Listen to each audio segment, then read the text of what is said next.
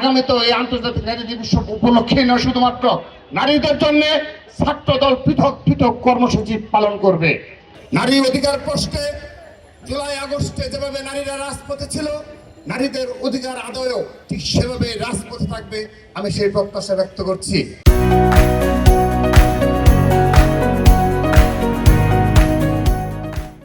আজকের এই আন্তর্জাতিক নারী দিবসে এটি উদযাপন করার মতো দিবস, কিন্তু এই বাংলাদেশ আজ এই 25-24 সালের পরবর্তী বাস্তবতায়ও 25 সালে যে বাস্তবতায় উপনীত হয়েছে, বিশেষ করে সর্বশেষ সময়গুলোতে এই নারীদের প্রতি সহিংসতা, নির্যাতন যেভাবে বৃদ্ধি পেয়েছে এবং সারা দেশে ধর্ষণ সহ যে ধরনের নারীদের প্রতি সহিংসতা বৃদ্ধি পেয়েছে, আমরা সত্যিকার অর্থে ক্ষুব্ধ, আমরা ব্যথিত।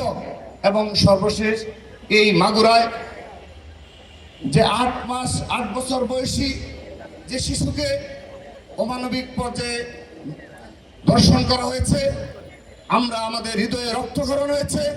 আমরা শুধু স্পষ্টভাবে বলতে চাই, দৃষ্টান্তমূলক শাস্তি নিশ্চিত করতে হবে।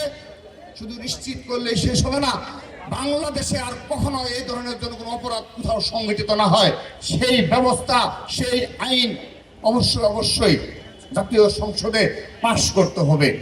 যখনই কোনো নারী নির্যাতনের সহিংসতার ভিডিও সোশ্যাল মিডিয়ার ভাইরাল হয় কিংবা আমাদের সম্মুখে আসে, তখন আমরা সবাই সোচ্চার হই এবং প্রতিবাদ জানাই।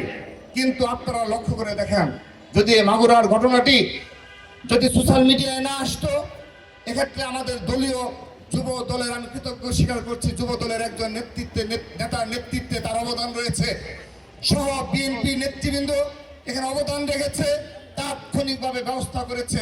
এটা সারা বাংলাদেশ এর প্রতি নিন্দা জানিয়েছে, ধিক্কার জানিয়েছে এবং বিচারের দাবিতে সোচ্চার হয়েছে। কিন্তু যে শত শত হাজার হাজার ঘটনা আমরা মিডিয়ার চক্ষুর আলো অন্তরালে থেকে যাচ্ছে, যেগুলো আমরা ভিডিও কিংবা অডিও কোনোভাবে আমরা পেয়ে থাকি না, এভাবে হাজার হাজার নারীরা, যেভাবে শিশুরা নির্যাতিত হচ্ছে, সে ধরনের আমরা সমাজ ব্যবস্থা কায়েম করবো ইনশাআল্লাহ। শহীদ আমাদের জনাব তারেক রহমানের নেতৃত্বে আমরা ছাত্রদল আমরা নিশ্চয়তা দিতে পারি, আজকের এই অনুষ্ঠানই শুধু নয়, আগামীতে এই আন্তর্জাতিক নারী দিবস উপলক্ষে নয়, শুধুমাত্র নারীদের জন্য ছাত্রদল পৃথক পৃথক কর্মসূচি পালন করবে।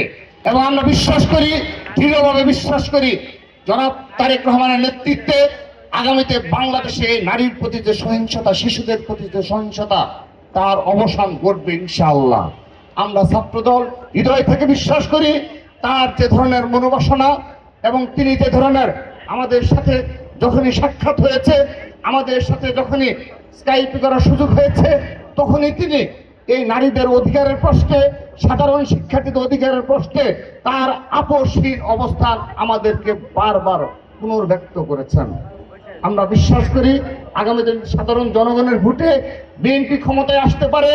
আমরা আরেকজন রাষ্ট্রনায়ক পেতে যাচ্ছি, যার নেতৃত্বে আমরা সাম্য ভিত্তিক ও মানবিক বাংলাদেশ বিনির্মাণ করতে পারবো ইনশাআল্লাহ।